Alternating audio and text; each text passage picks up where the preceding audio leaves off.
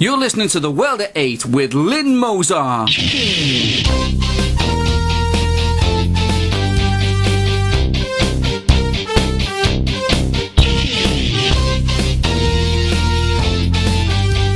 World at 8, the number one in nationalist news. Highlights of the news today, Wednesday, the 14th of March. £4 million fines for nearly 2,000 illegals arrested in the North East. Cameron in meeting with Obama over UK withdrawal from Afghanistan. CS gas and water cannon to be used in future riot control. 22 children killed in Belgium. Dollars for Greece. 30 Syrian dead protesters dumped in a mosque. Mosque firebombed in Belgium. Thought for the day: the British National Party and the apathetic population. UK news. Immigration officers in the northeast of Britain claim to have arrested 1,840 illegal workers in their area. The workers, most of which had been deported, were from all parts of the Far East and Eastern Europe. The men who employed the illegal immigrants have been hit with fines reaching a staggering £4 million. One source said, "Let that be a lesson to all employers who use cheap illegal labour instead of British workers." David Cameron is reported to have met with the US President Barack Obama to discuss withdrawing troops from Afghanistan. Behind the flames that fanned this meeting were the deaths of 6 young British soldiers serving in Afghanistan last week. One source has said, "Saying to the public that troops will be returned home is one thing, but how long it will take is another." CS gas could be used against rioters, reports from police sources have said, during riots similar to the race riots last summer. The whole of Britain's police forces will be equipped with CS gas in future. Water cannon are another option which apparently will be open to police during riots. Well, that'll see the EDL and us off then. How about the black rioters and the Muslim protesters? Euronews. 22 Belgian children were killed in a coach crash in the region of Valais in Switzerland. The coach was travelling through a tunnel when it hit a wall, killing the 22 children and 6 adults. The cause of this terrible crash has yet not been verified. The people of Greece could be in for a surprise. One source from the EU has suggested that Greece ditched the euro for American dollars. This quote was not a jibe at Greece, but a true fact that the source of the comment actually meant it. Greece would be better off using dollars as its currency. The euro has currently risen past the dollar after Greece completed its bond swap. World news. Reports are claiming around 30 Syrians who may be involved in the uprising against the Syrian government have been killed and dumped in a mosque. The UN Arab League envoy Kofi Annan is trying to place a peace process between the sides. Syria's President al-Assad said he wanted an end to the bloodshed. Reports have also said that Syria is laying landmines along its borders with Lebanon and Turkey. US President Barack Obama has said he will be going all out to investigate the killing of the 16 Afghani civilians allegedly killed by a US Army sergeant.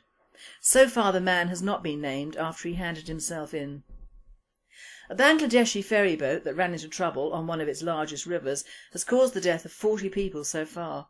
8 more bodies have been discovered and some fear that still more people may be trapped inside. A large immigrant-based mosque in Belgium, which has sheltered illegal Muslim immigrants and possible al-Qaeda supporters, has been firebombed with a Molotov cocktail. The mosque that had been allowed to be built in the Belgian capital of Brussels by the left-wing multiculturalists was attacked by Belgian people. One had been arrested, but reports say more fled the scene. Another case of the dangers of the Marxist multicultural failure. One source said that this Christian-Muslim integration myth is a powder keg in Europe, just waiting to explode. People have had enough of it and the world can see that these two religions will never coexist together. Thought for the day: the British National Party and the apathetic population. I am worried. I am very worried for my country and my party and the way we interact or do not. The problem our party has is that although our support is growing, despite the media blackout and media slanging, the fashionable anti-fascist stance and the anti-racist stance from our minor celebs, we still have to reach a disenfranchised and mentally bereft youth, or say people from 20 to 35. These are the people who generally do not give a thought to their country or indeed their future. They are usually the product of state schooling, which consists usually of no schooling and little discipline, classes crowded in most areas with ethnics who do not or cannot speak English, British history is ignored, but they are taught about slavery, usually the wrong facts.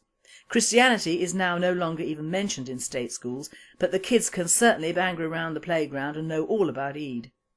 Young white boys are marginalised, and in some areas young white or black girls are groomed, but that is another subject. My point being, we have at least 2 generations, some of which consist of utterly useless articles, whom if this country actually had to try and defend itself would be no use at all. Why? Well, I think the reason is a very overt form of social engineering which is being perpetrated not only on the British people but around the Western world. But I am only concerned with my people and my party and what we can do about it. This engineering has taken the form for many years of undereducating our youngsters, under-disciplining them, filling their heads with football, celebs and booze, while celebrating that lifestyle and denigrating sexual prudence, hard work, education and the freedom of choice. The result of this was painfully apparent at a meeting that I attended down south last night. But I have met this problem before around 4 years ago in Kent, so it is not new, but it is growing and it is called apathy. We had a well-attended meeting in a room of a pub that welcomed us. On going into the public bar for a dram, I noticed around 20 youngish men all sitting around on their bums watching football. Another lot were playing pool. Now I know we are called neo-Nazis, but this would not have happened even in pre-Nazi Germany, let alone when they were gaining popularity. It could only happen in England. There we were, average age well above 45, trying our best to sort out our country, whilst there in the next room are 20-odd louts lying around in a semi-drunken state watching the box. Girding my loins, I asked the landlady if I could give out some voice of freedoms. She was quite happy, so a colleague and I handed them out. Later it was decided to go into the lion's den again and try to get one of these young men into our meeting to tell us exactly what they would want from a political party or what they needed from their country in the future. Well, you might have thought I was speaking Urdu. A couple declined because they were tipsy. Another one said he would only become very racist, and to cap it all, when I mentioned children and future, one guy told me that all he wanted for his son was an Xbox and the time to play it. We did succeed in getting out a very nice young man who worked there and, although not a member, had voted British National Party, and a biker gent who proved a charmer. Well, all is not lost then, but oh dear, what a struggle. And this is when the country is obviously going through hard times and will be going through more hard times. When will it hit them? We can do something about it, but we need help. I can guarantee if these men had not gone through the so-called free education system that we have now in place, they would be more able to think for themselves. Or is it that they have become too comfortable to really change? Rather like a dog sitting on a thorn, but too lazy to shift off it, but grumbling all the same. Our establishment, our multicultural diversity, human rights ridden establishment, have got what they want. A passive, uneducated, uninformed and gormless mass of beings, to whom several pints and a quiet life is all they require. Rather like a weed in a scrub patch, relying on drips of rain to survive. In fact, it seems that when some of these guys are not in a pub, an Englishman's home is their castle, becomes more sinister. As we are being discouraged more and more from socialising and meeting up, one's homes are becoming prisons. Places where the establishment know you are being thoroughly indoctrinated by the media. I did say to the main body of these males that in 10 years' time, when Sharia law or our government has wiped public houses off the face of Britain and delegalised booze, do not come to us. It will be too late. As the household name in nationalism, we need more activists, more members and more people to actually show their heads above the parapet. These people will have to be brave and undaunted. They will have to be loyal and they will have to have the courage of their convictions, as most of our existing members and activists do. We need to advertise meetings, albeit with our viewpoints only. We need to get out there into the grassroots of our people and tell them what is going on. We cannot and will not be silenced anymore.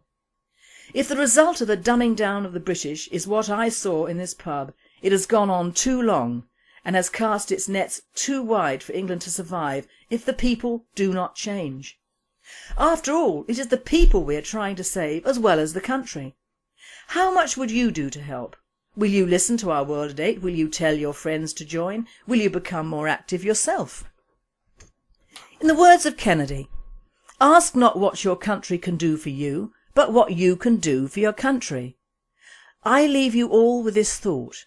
It is never too late to be on the right side, my friends. Join me in the fight. You have been listening to The World at 8. I am Lynn Mozar and I wish you all a very good night.